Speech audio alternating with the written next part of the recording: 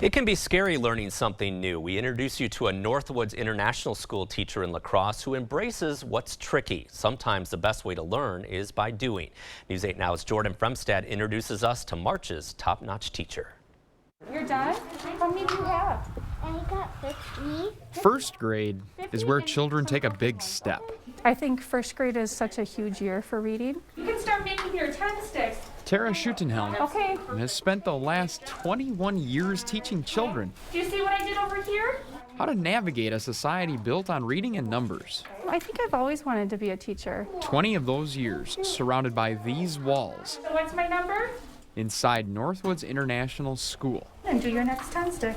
Tara is still just as much of a student I love learning just as much as the kids do. as she is a teacher.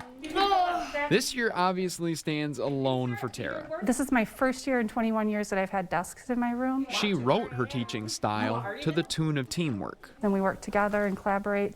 It's really tricky this time to do this year. Tara drew a new game plan Good job. as she entered an unfamiliar territory in education. It's not my expertise at all.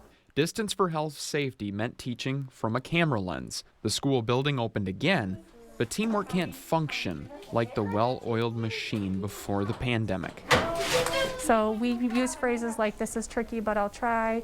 I can do hard things. Okay, how many groups of 10 do you have? This new composition did not stop knowledge from singing throughout this room. So we do a lot of movement activities. Another teacher stops in to help students read a second language, Levanto la mano.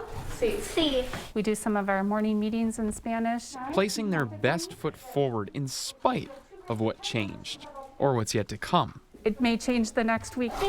One thing stands strong, untouched by education's makeover. 5 groups of 10, and how many ones do you have? Tara's desire to sculpt young minds into future leaders Yeah. of their communities.